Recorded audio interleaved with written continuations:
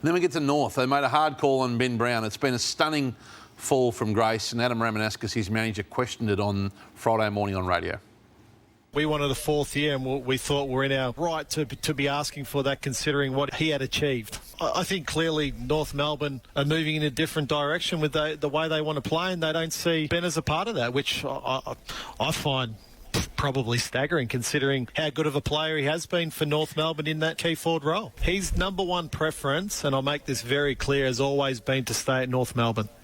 All managers make mistakes and have bad timing in the decisions they make, but it's Adam Ramanauskas I'd be staggered about if I was Ben Brown, if it was his advice that told him to reject a $750,000 a year or minimum $700,000 a year, 3-year deal from the Kangaroos in March this year. One of the worst decisions this year a manager has made. Well, it must have been Ben's decision, because he couldn't have been advised to knock that offer back, surely.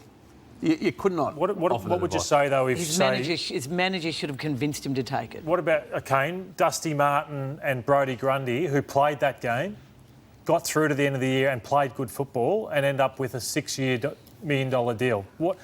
I don't think money was the issue for Brown and Ramanauskas. It was just that fourth season. I think so, and he was 26 years of age at the time. He'd kicked 60 goals for the 3 previous seasons before, and it was probably his last big contract. So I don't begrudge him that. And maybe he wasn't fully confident in the way North Melbourne were going. A new coach coming in, record poor. Maybe he wanted to do a Tom Lynch and explore the option to play in a premiership. I'd much rather play for $200,000 less and be in a successful side than sign at North for 3 years on $750 and be 17th, which they're going to be for the next 3 or 4 years. So I don't think it's as big a mistake as what you're selling. He went back and they wanted to do the deal, and now they've been told there's no deal. So they've obviously were keen enough to stay now. Keen enough to stay a few months ago. He'll get a good deal. There's not many key forwards on the market. There's 3 or 4 clubs that desperately need a key forward. He's not going to be struggling next year. He'll get a 3-year deal on good money. It doesn't seem like a mass market for him, though. And he's not going to get that kind of money. It's whichever way you look at it. No. It's his currency's diminished. They're decimating themselves, North Melbourne. I mean, the Sean Higgins decision is even worse in my view. We've talked about that before, Matthew. Just wrong. And if you thought they weren't going to be a good team, you must have known your own goals were going to drop and your currency drops. Like, if you think that team is not going to be a good team and you're Ben Brown and Adam Ramanauskas, you must know you're going to go from 60 goals to 40, 30, probably not 8 where he ended up or whatever it was, but I don't think he thought they were going to be a good team if he knocked back that kind of money. Or perhaps, but who knows? He may have wanted success. You say it's a disgraceful call on Higgins, Caro, or words to that effect. I disagree with that. I think finally North Melbourne understand where they are at, and I fully support what they're doing. So they've delisted 11. This is where they finished in the last 8 years. They are a smack bang middle of the road team. They are going nowhere. This carnage had to happen. So delist 11, trade Higgins.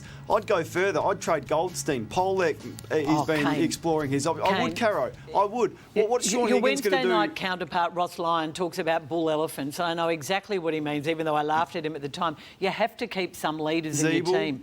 You have to keep some talent in the team. That is, how will the younger players ever come on? I just think that is poor philosophy. But I'd much rather be Adelaide than North Melbourne. And Adelaide made these calls 12 months ago, and surprise, surprise, they're 12 months more advanced than what North Melbourne are. Are they delisting Rory Sloane, are they, at the end of this year? No, well, they're not delisting Ben Cunnington and Jack Zeeble. They are keeping some of those core there, and the youngsters coming through are showing promise. They've had hardly any first-round draft picks in the last 8 years because of that record I just showed. At some point, you have to understand where you are, go backwards like Hawthorn should have done 12 months ago, and then rebuild from there. Well, we've been saying that for 6 years and have been pushing back on it. No, they'll be right. 5th, 6th, 7th, 8th's good enough. And we've been having this argument for a long time. They delisted 4 or 5 of their best players 4 or 5 years ago. But I'm with Caro Hutchie. I've been in footy clubs where you've cut and the young kids, they actually don't like it. They're looking, who am I looking up to? Who's the senior experience? Just on Ben Brown, there are 5 clubs interested.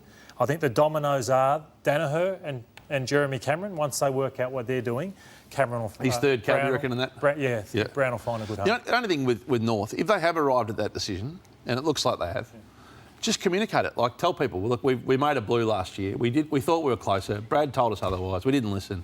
We now agree, and we're going to move forward and revitalise the list. Don't just throw Ben out in the street and not explain why.